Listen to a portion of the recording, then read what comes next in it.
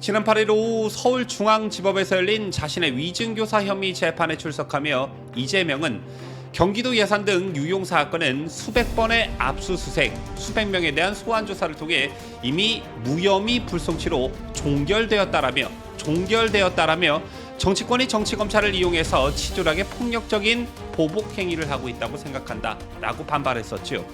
그런데 이런 이재명의 주장이 거짓이라는 검찰의 반박이 오늘 있었습니다. 이재명의 주장을 정면으로 반박하는 수원지검의 입장문이 공개됐는데요. 이재명의 발언 중 어떤 발언이 거짓이었는지 잠시 후 보도합니다.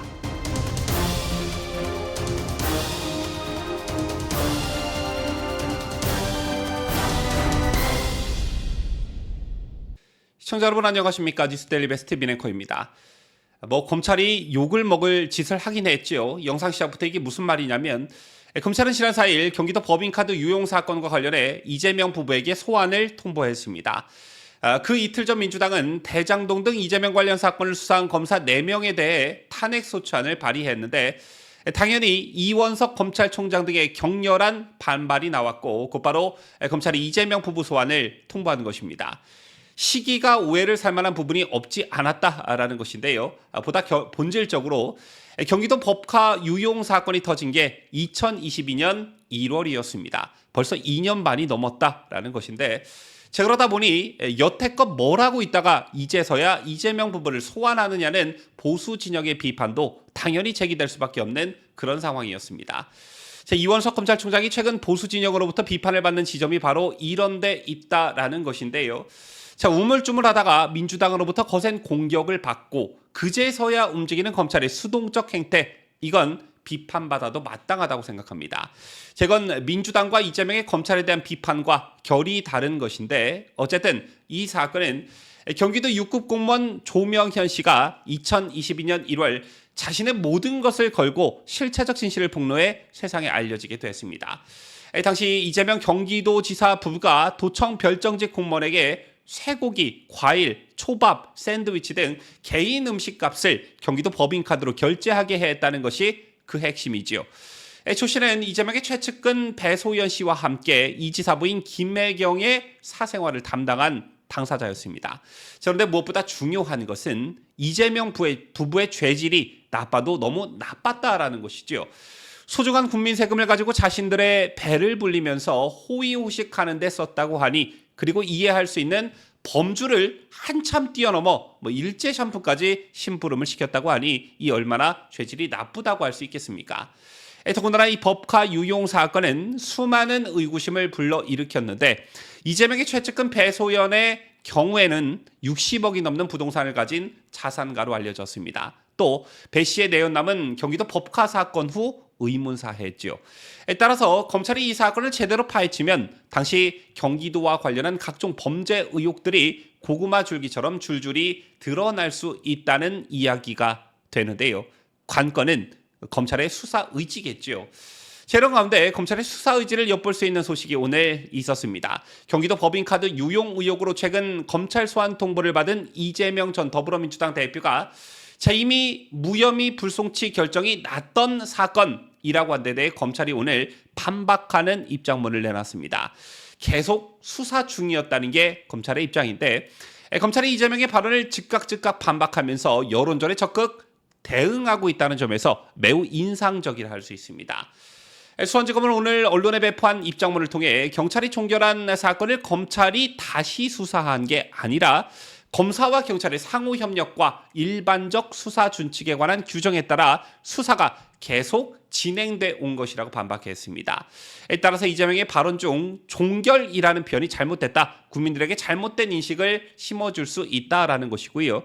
좀 더 구체적으로 오늘 수원지검의 입장을 살펴보면 이 사건을 수사한 경찰은 2022년 8월 이재명의 아내인 김혜경과 사적 수행 비서로 알려진 경기도 5급 별정직 공무원 배소연을 검찰에 송치하고 이듬해 1월 이재명 등 관련자를 불송치 결정했습니다. 그러나 검찰은 2023년 3월 경찰에 재수사 요청을 했고 경찰의 재수사가 진행 중이었다는 것인데요. 그러던 중 검찰은 이 사건을 폭로한 공익제보자 조명현 씨가 같은 해 8월 국민권익위원회에 이재명에 대한 수사를 의뢰한 후 권익위가 검찰의 사건을 넘겨 직접 수사를 맡게 됐다고 했습니다. 또한 경찰에서 재수사 중인 사건도 2023년 12월 검찰의 송치 요구를 통해 올해 1월 검찰에 송치된 것이라고 했고요. 이는 불송치 사건에서 경찰의 수사나 결정이 부족한 점이 있을 때 검찰이 재수사를 요청하거나 송치 요구를 하는 것은 실무상 일반적 사례라고 했습니다. 실제 경찰이 불송치 결정을 내렸지만 검찰이 재수사를 요구해 유죄가 된 사례가 적지 않은데요. 실례로 2022년 5월 연합뉴스의 보도를 보면 대구지검 인권보호부가 당시를 기준으로 지난해 7월부터 올해 4월까지 약 10개월간 경찰에서 불송치 결정한 사건에 대한 재수사를 경찰에 요청해 모두 47건을 기소했다고 밝힌 바 있습니다. 불송치한 사건은 경찰이 수사 결과 증거가 불충분하다는 이유로 혐의가 없다고 봤거나 공소권 없음 등의 이유로 기소할 수 없다고 판단한 사건을 말하는데요. 검찰은 경찰이 불송치 결정한 사건에 대해 기록을 넘겨받아 재수사를 요청하는 방법으로 혐의 유무 판단을 보완하고 있습니다. 따라서 절차상 문제가 전혀 없다는 것이고요. 검찰은 또 수백 곳을 압수수색했다는 등의 주장에 구체적으로 반박하기도 했습니다. 경찰에서 압수수색 영장을 집행한 장소 136곳 중 대다수인 129곳은 법인카드가 사용된 업소로서 법인카드 사용 내용만을 확인하기 위한 것이었고 법원에서 발부한 영장을 적법한 절차에 따라 집행한 것이라는 건데요. 최근 압수수색을 많이 한 경찰보다 그렇게 수많은 곳에서 법인카드를 유용한 이재명 부부의 잘못이 아닌가 생각하고 또한 오늘 검찰은 입장문에서 경찰에서 소환조사한 대상은 주로 경기도 공무원 등 30여 명이라고도 했습니다.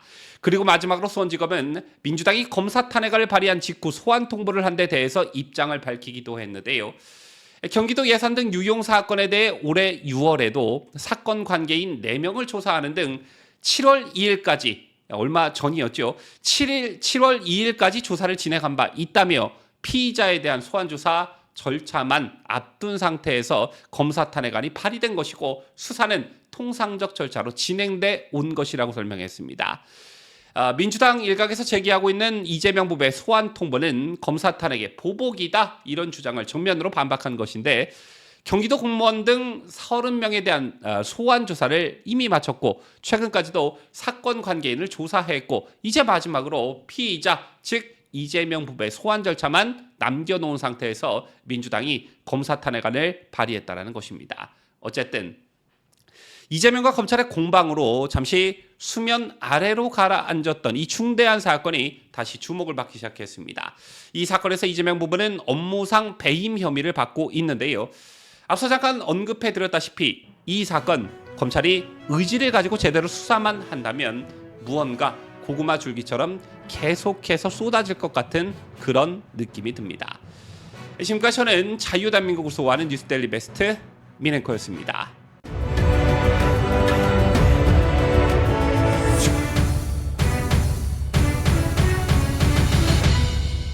함께해요. 뉴스데일리 베스트.